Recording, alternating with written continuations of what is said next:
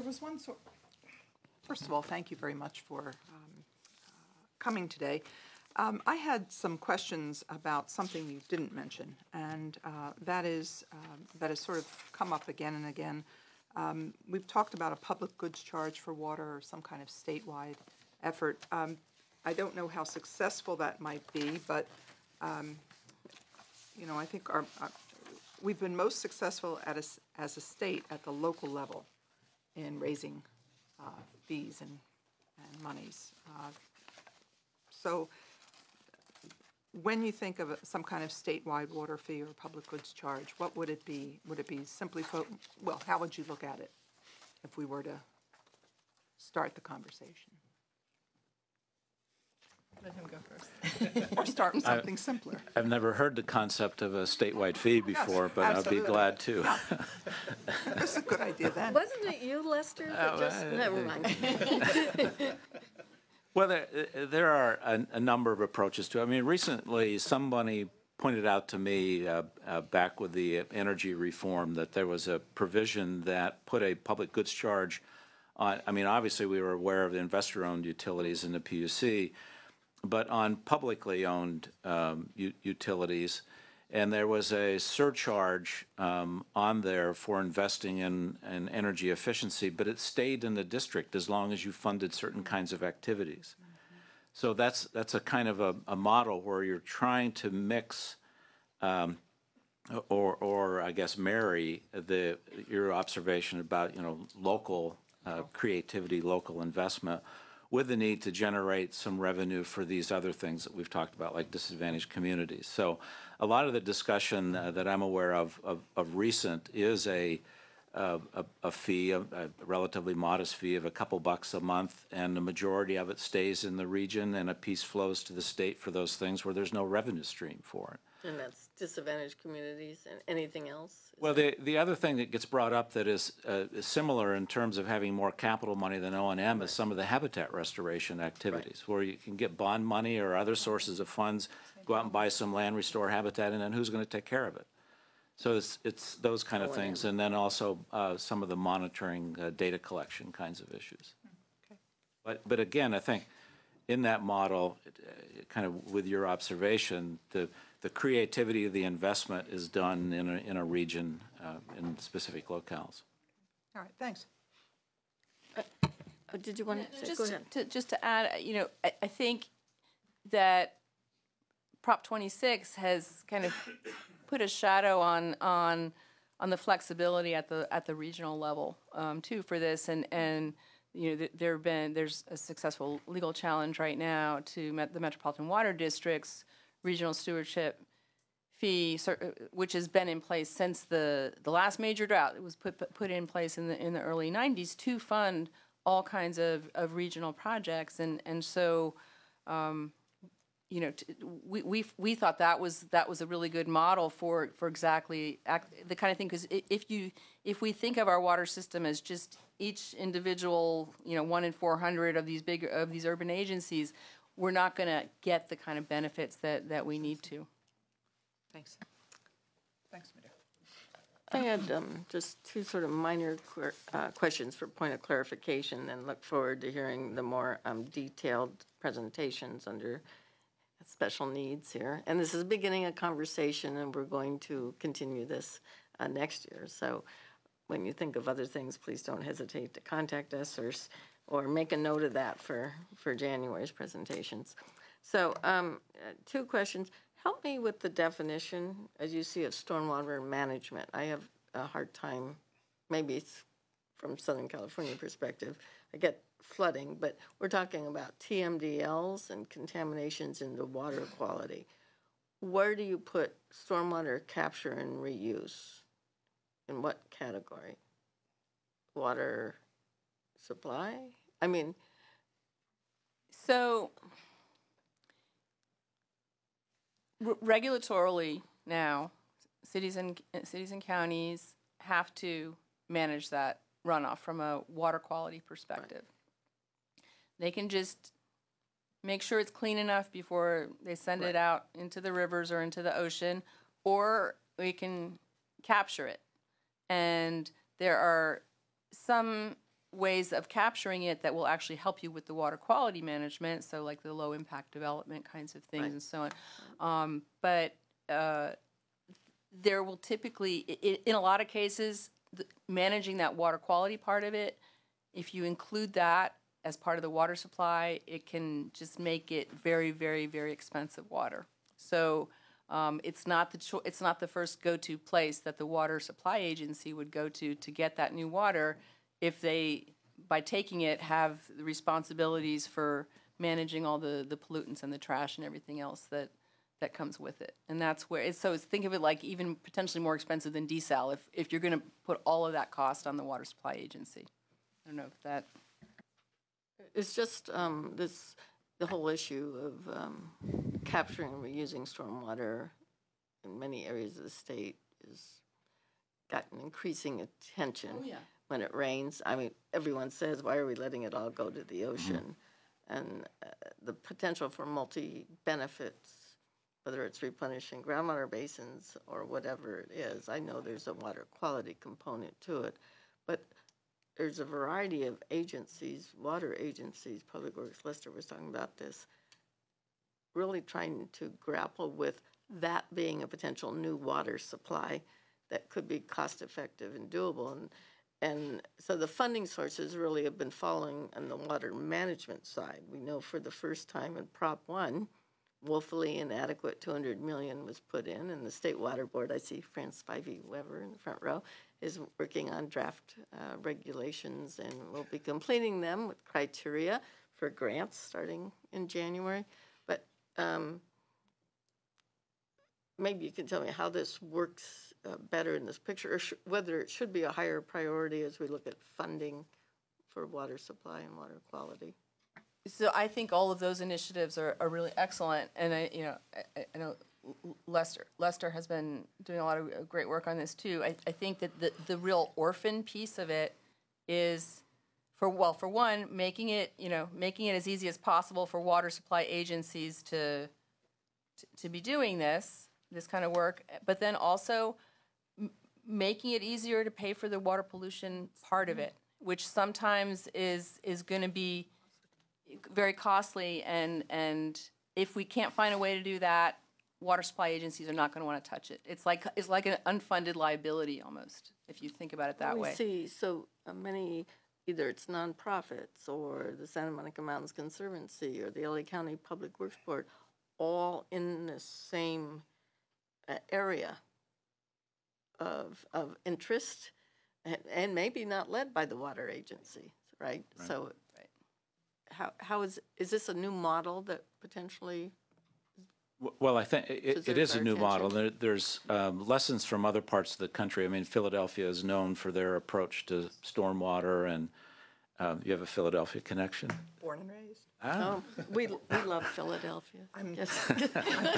We eat their cream cheese all the time. But I'm surprised. what I would add to this, because I think you're on the right path, is that to do this right, it is a bunch of agencies coming together. We need to reduce the fragmentation. I mean, the story of stormwater, especially in Southern California, is get it out of the system into the LA River and out to the ocean as quick as we can. Well, it turns out that has polluted our coastal waters. And I think the first permits that were done were not helpful. But this last time around in LA, the state board and the regional board, the way that they've set up an opportunity and have incentivized a watershed-based approach, meaning people come together from the different approaches and be creative. And I think the future of watershed management, we have some great examples like in Sun City, in the what would it be, the northwestern part of LA, where they've captured stormwater off the streets. They put it into large cisterns where it recharges, but then it also can be used to irrigate a park that wasn't there before. So I think we're seeing these kinds of examples of where a liability, stormwater flooding, can be turned into a water source for more pocket parks in neighborhoods that don't have parks currently. Into recharge basins that are designed to remove the contaminants as it's being recharged. But it is a collection of other agencies with other responsibilities. And if we let it, the friction or who pays for what piece of it will become an obstacle to getting this done. It's also pointed out that the billions of dollars of investment in transportation in LA, let's add some curb cuts to get the stormwater off the streets and into recharge basins. So there's a lot that can be done, and we're seeing incredible cooperation in Los Angeles County, and one of our former colleagues, Sheila Kuehl, is kind of in the middle of that, trying to get this bigger vision implemented where we end up with better parks, more groundwater, less coastal pollution, and more attractive floodways. Trying to create a renaissance along the LA River using bioswales and cisterns and capturing the stormwater. That vision is predominating through all levels of government. So that's why I was trying to, looking at all the categories we have today may not be the same definitions or categories for the future in creating additional water supplies. I think that's kind of where the idea of integrated management is really, this is the epitome of integrated management, this kind of thing, because when you're also getting the public open space benefits that go with it as well. And my last comment, we'll go on to the next panel, is we look at water agencies really being at the focal of all this on local government action, and we mentioned with integrated management putting in local governments, county boards of supervisors, or city councils, or nonprofits. It seems to me some of the lessons learned from the way we manage water have been problems with land use planning. So moving forward, are there suggestions that could be made maybe in January on how we incentivize local government? I mean, you shouldn't be, especially with the recession being over, we're going to see a lot potential more growth. We shouldn't be putting in a community without tying it into a municipal wastewater system, or making sure that their wells, if we have a groundwater managed basin, won't run dry. But it seems like some of these have been, some of these communities, through no fault of their own, have been approved without thinking of the services they will need, especially when it comes to access to safe drinking water, which is a fundamental thing that county boards of supervisors or city councils are doing. So it seems like a lot of our problems are fixing problems that could have been avoided in the past. Maybe that's just overly simple statement. I don't know. Oh, I don't think it is at all. I was going to add an anecdote to your point that we've been apprised that there's been subdivisions proposed where the source of water is you truck the water in. I can't imagine anything going wrong in that situation. But that's one where we've seen where the counties haven't been sure that they have sufficient authority to say no to that because of that reason. So I think counties are concerned about the state interfering with their abilities, but I think there's potentially a great overlap and sweet spot here for the state to work with the counties on sufficient authority to make sure that a decision today isn't a problem tomorrow. Thank you very much for your presentation. Yeah. Okay. Yeah, no, just to say one opportunity, I think, following Sigma is there's a lot of interest now in areas that are best for recharge, and some great maps that are coming out about that and incorporating that into land use. I've been in Fresno recently where I was told by folks sort of lamenting that parking lot you see over there is really good recharge land. Yeah. Yeah, but don't pave over your exactly, recharge areas. Exactly. Would be a problem. Thank you. Excellent. You might want to bring them all up as one panel. Okay, coming forward, all up is one panel under the categories specific underfunded needs. These are sort of the experts on the ground here. Would you please come forward as I call your name? Laurel Firestone, Co-Executive Director, Community Water Center. She'll be speaking on safe and reliable drinking water. Next up is Kenneth Farsing, Interim City Manager, City of Carson. And I'll note for the record, I read you were city manager or been involved in 5 other cities, so you can be the local government expert on this. On stormwater management, one of my questions. Also following Kenneth is under flood protection category, Melinda Terry, Executive Director, California Valley Flood Control Association, followed by Xavier Arias. Is that correct? Close enough, Arias. He'll be speaking on water infrastructure. He's the chair of the California Water and Environmental Policy Committee and a civil engineer. And last but not least, Brian Stranko, Director, California Water Program, the Nature Conservancy, talking about restoration and stewardship. Do we have all of you here? Oh, one couldn't make it, and that's Anthony Zampilio. He was caught in the winds and the airport situation, so he can vouch for the reason I was late. Except he's not here. Except he's not here. Well, I wonder where, never mind. Laurel, why don't you go ahead and begin? Thank you very much for coming. Thank you so much for having me. So I want to start by just bringing people to the reality of many of the folks that we work with on a daily basis who have to worry about whether their kids have safe drinking water in schools, worry about how they're going to get water to bathe their baby, how to get water to flush the toilet, and how to get water to meet their basic needs for their children, for their grandparents, for their daily meals. And unfortunately, as was said before, this is the reality in California for many communities, too many communities, and this is something that, as a state, we codified that it's the policy that of the state that all Californians have a right to safe, clean, affordable drinking water to meet their basic human needs. And we're still not able to fulfill that policy's promise until we meet some of the basic unmet funding needs that we're talking about here today. One to highlight is that even with Prop 1 and the SRF funding, the Federal Safe Drinking Water Revolving Fund, we don't have enough funding to meet even the basic infrastructure and capital cost needs of communities, of disadvantaged communities that don't have the ability to fund these improvements on their own. So as a state, just in the construction funding applications, there's close to $1 billion that's already in line for funding.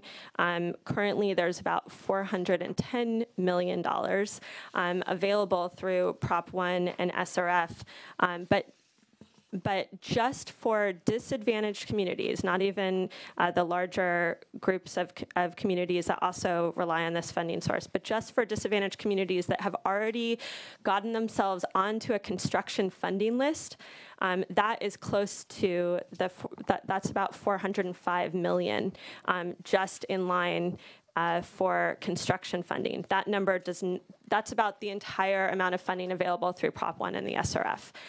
That need does not include all of those communities on private wells. It doesn't include all of the communities that are still in the planning phase and trying to take advantage of the technical assistance provided through Prop 1 to figure out what they would apply for construction funds. It doesn't include the O&M costs, and it doesn't include much of the emergency and drought infrastructure needs that have now come on. So there's a huge unmet need just in the infrastructure and capital costs for disadvantaged communities alone.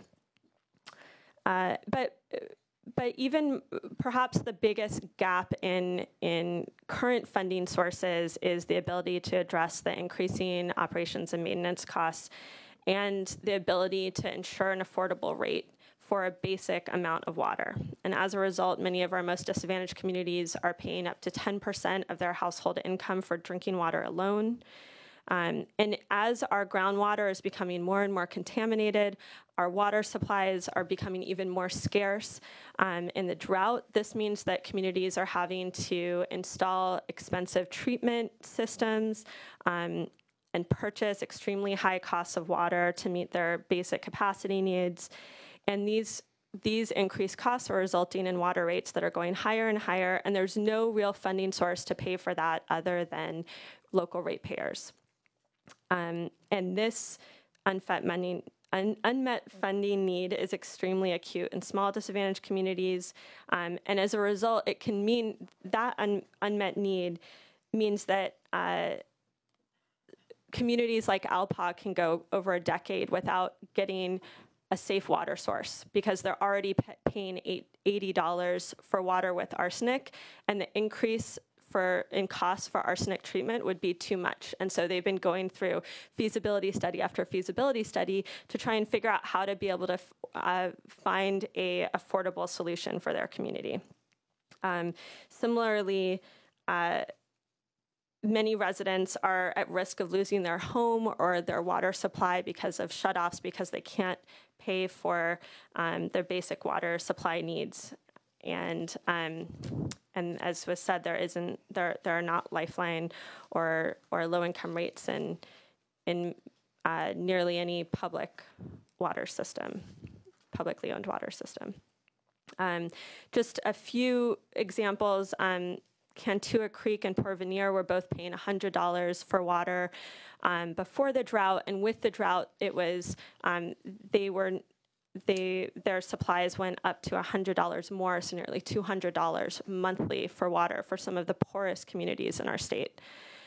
And overall, the costs for O&M are extremely high. Just for the UC Davis report around nitrate costs, just estimated that the treatment costs alone for nitrate for the Tulare Lake Basin and Salinas Valley alone was $13.7 to $30.5 million annually. So that's up to $1.5 billion over the 20 years that was estimated over. So there's a number of strategies that are needed to address this O&M problem. Certainly, one of the most important ones is one that the legislature and this administration has been pursuing around really promoting consolidations and regionalization. And this is a really important and critical strategy, but it also requires investment to implement. And just to give you a sense of how important this is in terms of addressing the O&M and affordability issue. For arsenic, for the cost for a household just to treat arsenic, for the treatment costs alone, if you're in a system of 200 connections, then that can add $25 to your monthly water rate. If you're in a system of 10,000 connections, then it may only be $3.50. So economies of size matters, and we need to figure out how to really promote economies of scale to ensure that there's some affordability for communities. Second, even if we do promote that, though, there's even in urban areas, there are increasing water costs that mean that households aren't able to afford their increasing water rates, and we need a mechanism to ensure that everyone in California can afford a basic amount of safe water, much like we do with other sectors like energy and telephones. And to do that, we have to reduce the barriers that water agencies faced, as was mentioned with Prop 218, to establish local mechanisms to have low-income rates. So we need to address the barrier that Prop 218 presents, and we need to create a statewide funding source, or at least more statewide funding mechanisms to support the basic human need of a basic amount of safe drinking water. So in the energy and phone sectors, was mentioned, there's a statewide user fee to support this. To the degree costs are increased due to man-made contaminants and pollutants, then we believe these costs should also be subsidized by more polluter pays mechanisms. So for example, adding a fertilizer fee in the amount to offset the exemption that fertilizer has from sales tax in the state could cover much of the treatment costs of nitrate pollution caused by fertilizers. In addition to the O&M costs, one of the major gaps in funding is around state smalls and private wells. These are the communities that are most at risk, that have been most hit with the drought, that have no water at all in this drought, and 75% of those whose wells have gone dry still haven't received state water tanks relief programs. Renters who are on private wells haven't been able to access this kind of emergency drought funding. And so we have a critical need around being able to meet the emergency and interim needs, but also being able to develop more permanent solutions for these communities that don't have a centralized public water system. This means needing to invest in having an adequate tracking and identification program to be able to know where communities are that are at high risk that don't have centralized water systems and what their needs are, so that we can be proactive in developing solutions and not wait till it's already as bad as it is for many of the residents in East Porterville and other communities that have no water.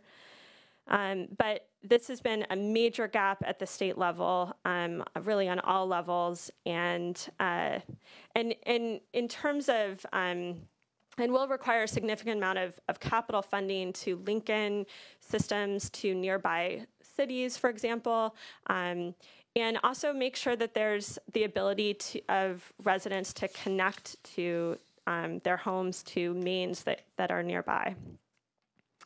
Another, a final area of need that I wanted to highlight is that around access points in schools and public places. So even if we get safe water from the tap, we have to ensure that people have access to it in their schools and in their parks, in their community. And nearly 25% of schools in California don't even provide safe drinking water during meals. When we have done a preliminary analysis that nearly 15% of California schools were receiving water from a system that wasn't able to meet a primary MCL over the 5-year period that we looked at. We need to ensure that Californians have access to safe drinking water, and that means investing in access points as well, and safe points where they can get water for their health needs, and also for emergency response, unfortunately, in many of these areas. And that could be your last statement, or yeah, one more sentence? I was just going to mention a last policy point, which was we need to make sure that we don't continue to repeat the same land use decisions that have caused many of these patterns and created unsustainable small water systems or communities reliant on private wells. And I believe that's a state interest. It's one that we need to work with locals to change if we're going to have more resilient communities and not repeat what we already have seen in this drought. Thank you. Thank you very much. All good points. Is it Kenneth or Ken? Ken is fine, Okay. Senator.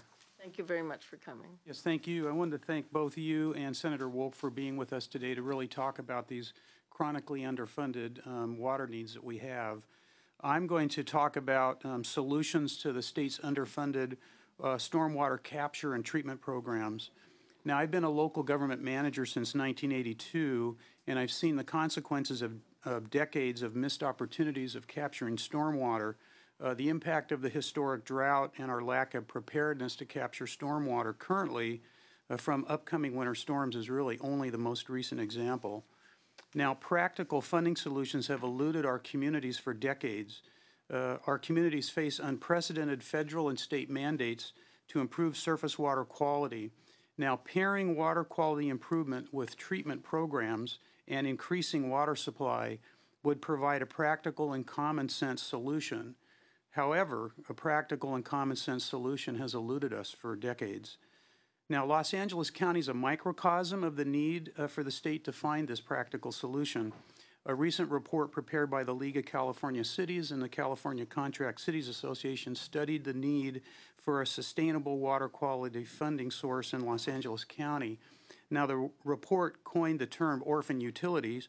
I notice Ellen has improved on that, calling it fiscal orphans when describing local stormwater programs. Now, stormwater programs lack the ability to rely on service charges and fees to fund their programs. Levying service fees and charges are recognized as critical to our drinking water and wastewater utilities. They've had that ability for decades. Now, the inability to levy charges and fees is really a procedural barrier that's placed on stormwater utilities. They're at a distinct disadvantage and are unable to fund water quality improvements and also unable to increase water supply. And these are programs that will greatly benefit the state. Now, as an illustration of the procedural barrier, The report described the chronic underfunding of stormwater programs in Los Angeles County.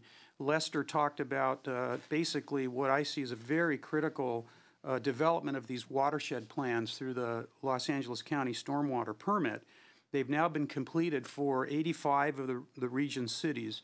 Los Angeles County's been keeping a total of those costs, and these costs have basically been vetted, and they're looking at over $20 billion of implementation funding over the next 2 decades. So the question becomes, how do we secure funding? That's a very large amount of money. It's going to be very difficult for the region's communities, and also dozens of our disadvantaged communities. They're surely going to fail to implement these watershed plans without substantial assistance. I'll give you an example. The city of Carson, which is a disadvantaged community, our per capita income is $23,679. It's well below the state average of $29,527. Our estimated cost to comply with our watershed management plan is $419 million over the next 20 years. That's almost $22 million a square mile. That's a huge unfunded need for our community. Now, on the flip side of this, the region has an enormous potential to increase local water supply through stormwater capture. Current rainwater capture in Los Angeles County averages about 210,000 acre-feet annually, with over 1.2 million acre-feet of water flowing from the region's rivers and streams. The region is capturing essentially less than 1/3 of the rainfall, and the remaining 2/3 is flowing out to the ocean.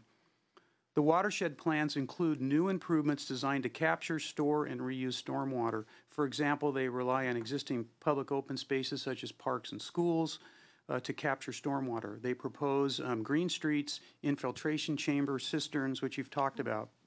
But these are expensive programs, but the benefits are great. Besides the environmental improvements, stormwater capture programs create economic benefits and employment.